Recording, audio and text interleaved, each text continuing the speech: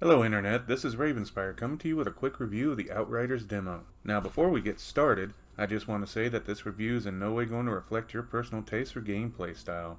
This is all my opinion based on my preferences for gameplay, immersion, story, and so forth. Some things will just click with others that won't click with me and vice versa. I also want to say there will be some small spoilers in this review, so you have been warned ahead of time. So, with that disclaimer out of the way, let's get started. Outriders is a game being developed by People Can Fly and published by Square Enix that is due out on April 1st of this year.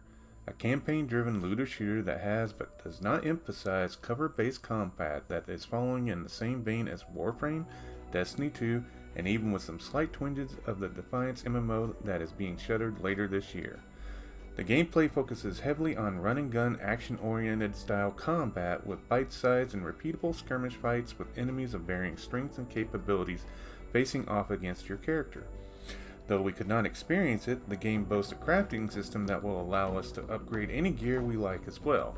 Up to 3 people can do PvE only co-op while facing down hordes of enemies, and the game is claiming cross-play support so you can join your friends who play on Xbox, PlayStation, or PC no matter your platform. Throughout the game, your character will level up and gain more power and abilities that will allow them to do some incredible things and help alter the way the game plays for you. You will also find various weapon and armor upgrades that at first seem to only present a slight numbers tweak, but as you continue to progress and get more immersed into the game world, you will find gear that has special effects and actually encourages you to not just look at new gear as a numbers boost from previous gear. I like this loot system very much for that very reason.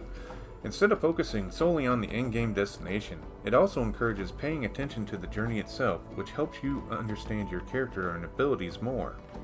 This is a welcome change from other games where you feel compelled or even forced to reach the top tier before you can even begin to participate in the critical part of character development in the gear system. The character classes are broken up into 4 distinct types that play differently from one another. There's the more methodical and purposeful gameplay of the Technomancer, which seems geared for cover-based gameplay, the Set the World on Fire Pyromancer, which relies heavily on power use to keep their health going, the Space-Altering Trickster, which is about controlling the flow of the battle, and then there is the Pain Train, known as the Devastator, which keeps moving and doesn't stop by utilizing the very earth around them. Each of these classes, on top of having their own unique powers, also have their own modifiers and effects that suit their brand of playstyle. The Technomancer gets boosted long-range weapon damage, for instance, while the Devastator has higher health and boosted armor. And all of these classes have an innate way that allows them to regain health while in combat to help keep the fast pace of the combat going. Outriders is set into a future where humanity has essentially destroyed planet Earth through negligence and wars.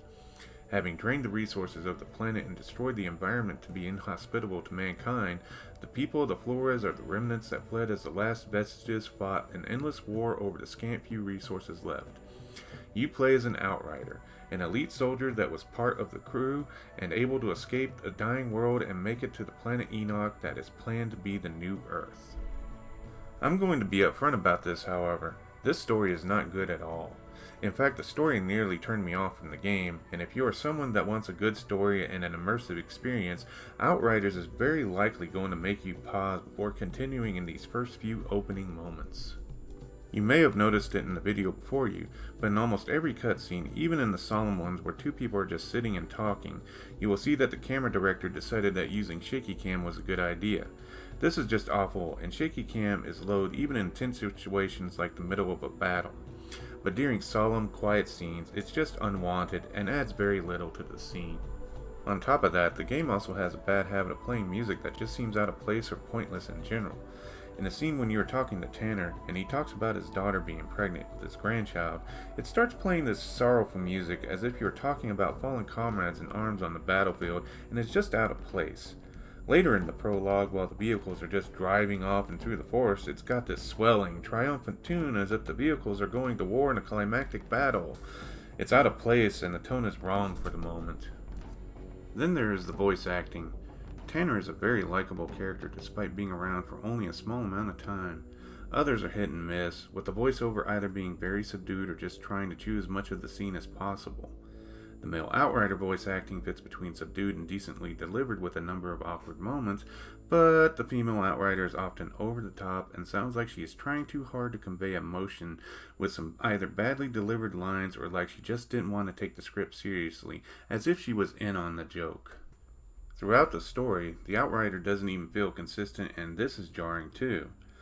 One instance, the character will execute someone in cold blood, only to get upset when someone else does the same thing later on in another cutscene. It's a very jarring experience, and with no control over your character's actions, you are left wondering what the developers were going for in this concept. Overall, this story feels like it was an afterthought, with the gameplay feeling like it was designed first and foremost. After that, the story feels like it was being created on the fly and at the last minute, and you just don't come away with an endearing plot.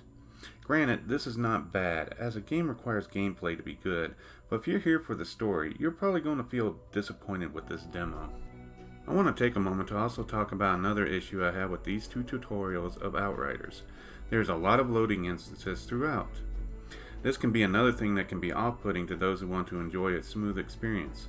When you enter Tutorial 2, you will actually see a couple of load screens as it transitions from one cutscene to another. Thankfully, most cutscenes in the game can be skipped. So, what are my thoughts and opinions on this game? It's kind of weird. On one hand, being a good story junkie, I should hate this game. The voice acting is on extreme sides of the scale, with only one standout but short-lived performance. The story feels clunky and out of place, with very generic beats to it, and the shaky cam mixed with out-of-place music can feel awkward. On the other hand, the gameplay is very solid, and I like the fact that it isn't one of those games that essentially tells you that you have to wait so many hours before you can start experiencing the real game. If the opening can be cleared up by the rest of the game and the story gets better, then I can go all in. Overall, I found it to be a fun experience, and despite a somewhat lacking story, it does have a few entertaining parts at some points. And mostly this is what a game is about, being fun and enjoyable to play. That means I do plan on picking this title up and playing it through completion. The gameplay was just that good for me, and sometimes that's all you need. I hope this review of the Outriders demo was helpful for you and you watch more of my content in the future. Remember to leave a like and please subscribe, and you can catch me on my Twitch channel. Links will be in the description below.